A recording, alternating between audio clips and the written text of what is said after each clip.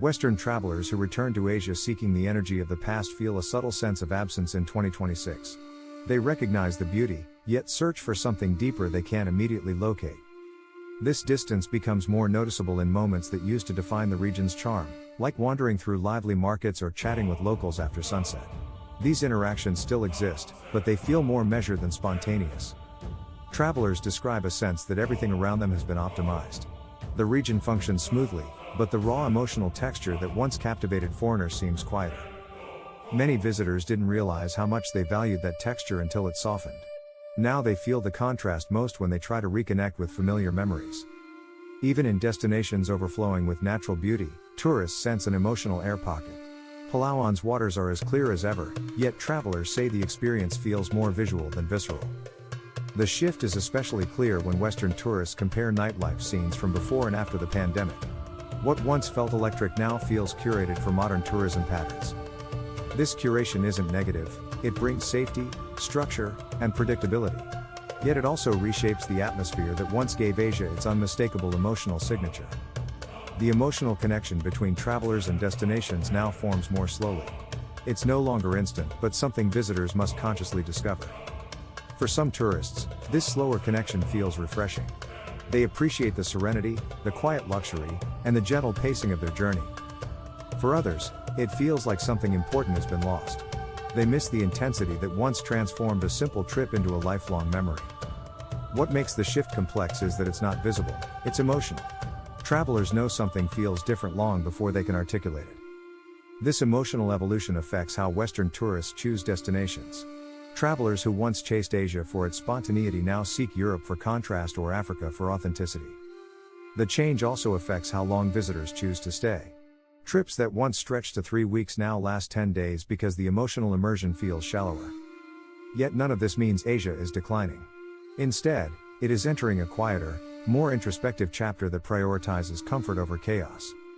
Luxury hotels represent this shift perfectly. Their design celebrates calmness rather than stimulation.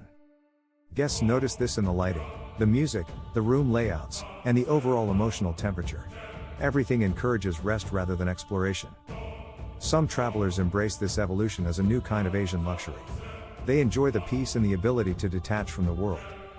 But others feel that the soul of the region, the unpredictable, vibrant, unfiltered soul, has become harder to access. They worry that modernization has polished away too many layers. This emotional divide creates a new dynamic between visitors and destinations. Some feel aligned with the new Asia, while others feel like strangers in a familiar place. Travelers who return repeatedly experience the shift most intensely. Each visit feels a little quieter, a little smoother, and a little more emotionally distant. They still admire the beauty but struggle to feel the same internal spark. That spark once came naturally, now it requires intention. In countries like Japan, the shift is especially nuanced. Travelers appreciate the impeccable hospitality yet sense a gentle emotional fatigue beneath the surface. This fatigue comes from hosting millions of visitors every year. Locals remain polite, but the warmth feels reserved. Singapore's transformation tells a similar story. The city is more sophisticated than ever, yet travelers feel the emotional cost of perfection. In Bali, tourists notice a growing divide between local culture and curated tourism zones. Authenticity feels fragmented, shaped by commercial demand. Vietnam experiences a quieter form of this shift. Its rapid development has softened some of the emotional edges that once defined its identity. Thailand, long the heart of Asian tourism, reflects the transformation most visibly. Visitors sense that the country is balancing between preserving tradition and adapting to modern expectations. This balancing act creates moments of emotional inconsistency. Some interactions feel alive, while others feel transactional. Western tourists often leave feeling both grateful and puzzled. They appreciate the experience but struggle to understand the emotional changes happening across the region.